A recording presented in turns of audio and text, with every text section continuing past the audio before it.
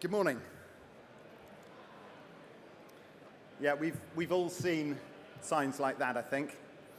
And anybody who is in the unfortunate position of having bought a sat-nav device about 10 years ago, or even possibly 6 or 7 years ago, knows why signs like that exist. If you don't have live information updating into your sat-nav, the likelihood is it's going to send you down the wrong road. It's not going to tell you about roads that are closed. It's not going to tell you about disruptions on the network that you might want to know about if you're relying on a sat-nav to take you from A to B. And I think this represents a massive failure, a failure of technology providers to join the dots between the very sophisticated technology that's used by road authorities to manage the road network and the equally, if not infinitely more sophisticated technology that's available to consumers on the dashboards of their cars and increasingly in a commoditized way on smartphones. Can everyone hear me okay? Just out of interest, can I have a show of hands? How many people drove here today? And could you keep your hand up if you used sat-nav or any kind of navigation aid during any part of your journey? Okay, that wasn't very scientific because everyone's a bit like this, but I think it was around about half. Interestingly, there's a real paucity of statistics around the use of sat-nav technology, but anecdotally, 5 years ago, most of my friends and family rarely used a sat-nav. Now, I don't know anyone in my circle of family and friends who don't use some form of sat-nav technology on a regular basis. So when we're talking about influencing driver behavior, this is a hugely important channel. And I think signs like this will become a thing of the past. I think they have to become a thing of the past. So this rather scary image is a snapshot of all the road closures and diversion routes that have been planned through using Elgin technology, using something called Traffic Management App, across East Anglia. It's the area just north of London, I think, extending out to Hertfordshire. It's just a random snapshot of 3 months' worth of closures. And this does by no means represent all closures on the road network, only those that are significant enough for those local highway authorities to have planned them, to have plotted them on a map, and to be managing them in some way. And that's only a proportion of the closures. And I can guarantee you that very, very few of these will have been communicated by those road authorities to the providers of sat-nav technology in anything like a real-time or closely managed way. So we see things like this. I mean, this sign's actually been concreted into the ground. So confident is the road authority that sat-nav technology isn't going to be able to help drivers get from A to B. This is a permanent fixture. But, you know, joking aside, ignore sat-nav is not an instruction that driverless cars are going to be able to work with. We need better instruction sets going into sat-nav technology because this is a very important channel not only for drivers, but increasingly in the future for the vehicles themselves. And talking of communication channels, I'm not sure that the communication with the driver has really moved on much in the last 30 years, maybe even 50 years. Static analog signage has been around since the birth of the motor car. Obviously, dynamic digital signage is available at vast expense with huge investment in roadside infrastructure, which simply isn't scalable or extensible across the local road network. I was told 5 minutes before this presentation, I was grumbling to one of the providers of sat-nav technology who's in the auditorium about the lack of statistics and evidence around the way people use sat-navs. And I was told that, according to their research, 90% of drivers ignore VMS and will trust their sat-nav if they happen to be using one in preference to a VMS. Obviously, there are things like traffic radio. Who here uses traffic radio anymore? I think all radios in cars are still fitted with a button that you can activate it. I've got to own up, I've never used traffic radio in my life. So these things are really important as a communication channel. Anecdotally, as I've said, it's my very strong view that the use of sat-nav is increasing in society, but I think probably a more important trend is that sat-navs are being used more routinely. So when I jump in the car and drive from my home in West Oxfordshire to Didcot Parkway Station, I will always have my sat-nav on. And the reason for that is that it will tell me about disruptions to my journey, accidents, planned disruptions that are just coming into force, like road closures. And it will do so pretty reliably. And this is a channel that I think road authorities need to make much more use of in order to harness the power to influence drivers on the road network. Sat-navs really, I think, take 3 instruction sets currently in order to determine the best route to take drivers. There's live traffic flow information, insanely powerful big data that is now actually commoditized, really. It's collected in a variety of ways, floating vehicle data, ANPR, etc. And that will tell a sat-nav device about congestion. It will be one of the factors that's factored into an algorithm that determines getting the vehicle from A to B in the fastest way. An emerging area of data in this area is crowdsourced data. And I won't say anything about that because one of the great thought leaders in this industry, a brilliant and innovative company called Waze, is up next. And there's nothing I can say about crowdsourcing information that they don't know 10 times as much about. But the final category, and really the area that I think is really underexploited, is official, authoritative, operational information coming from road authorities that I think is profoundly underexploited.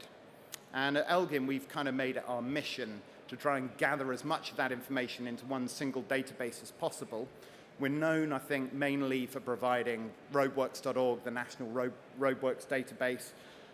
We've enhanced that with information about road closures and diversion routes, with official sources of incident data, primarily coming from the strategic highway authorities.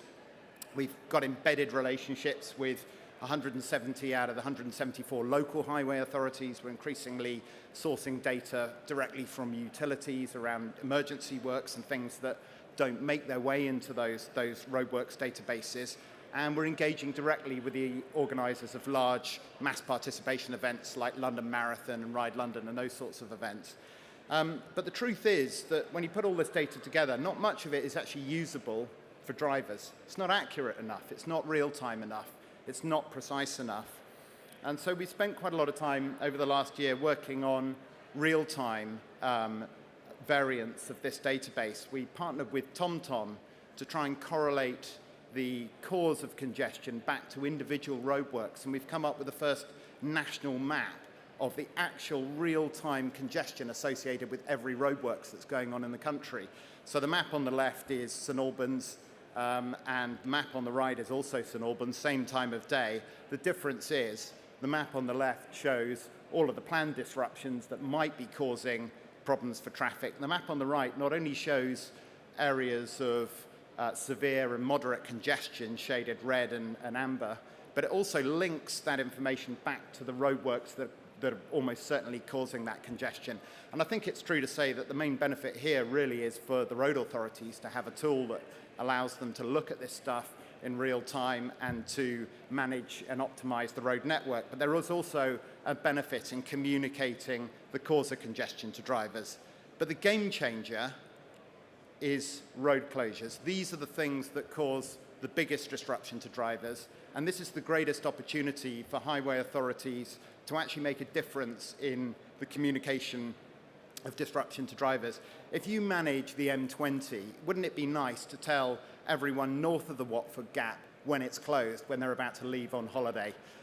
It's immensely powerful to be able to create a direct channel from the guys in hard hats who are actually managing the situation on the ground, putting the first cone out and taking the last cone away, and to directly syndicate that to sat-nav devices and to authoritatively inform that channel. So we're working very closely with Google in particular on this project. We have this tool, Traffic Management App, which I showed you the screenshot earlier, of all of the planned road closures, all of the things that theoretically are taking place. We've created a real-time variant of that, and we've been trialing it in the market over the last year. We've trialed it with London Marathon, with Ride London, with a big cycling event more recently in Birmingham called Velo Birmingham, with a number of local highway authorities.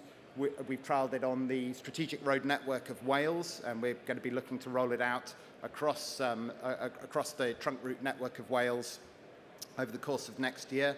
And we're just teeing up a trial with Highways England on the M1 Smart Motorway scheme around Nottinghamshire. That's likely to start soon.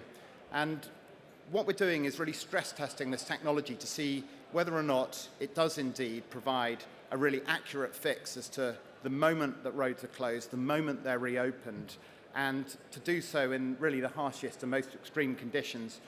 Ride London, I think, was 200 separate road closures, effectively a massively complicated rolling road closure, hugely disruptive potentially to the residents of Surrey and London, but communicated in near real time onto Google Maps. Google Maps has 1 billion users worldwide. Google, like all big corporate organizations, is quite secretive about these things. I haven't been able to get information about how many drivers use Google Maps as a sat-nav device, but I know that I'm one of them, and I think a lot of people are too. So Google's an incredibly powerful channel to drivers. And this initiative, in terms of creating a direct link from those managing closures to the sat-nav community, encompasses not just Google, but TomTom here, and hopefully shortly Waze, who will be speaking after me. So I just wanted to give you a little bit of insight into how our services are evolving, how we're focused on this challenge of creating a direct channel from the most authoritative and potentially accurate sources of disruption information through to the technologies that increasingly drivers are using and trusting. And this is obviously really significant in the context of driverless vehicles, because driverless vehicles are going to need accurate, real-time and authoritative instruction sets to determine the best route, to determine when to set off. And also, potentially, driverless vehicles represent a great opportunity to behave in a more socially beneficial way. Now, one of the things that I keep nagging TomTom and Google about is when are you going to take all these wonderful diversion routes that are lovingly plotted into traffic management app and are curated with every bit as much care and detail and attention as the closures themselves. Road authorities have the local knowledge. They know the best route to divert traffic onto. And if everyone's head down looking at their sat-nav and the sat-nav's just determining the optimal route according to its internal algorithm, there's a great opportunity there to influence that algorithm with the authorized diversion route. This is a mock-up, by the way. We're not able to do this today, but I hope that in the future, Elgin, in its own small way, may be able to influence the sat-nav community to actually take note of diversion routes and to use them to influence driver behavior. Hopefully, Paul, that was on time. I was threatened with being dragged off the stage if I was a minute over, so thank you very much.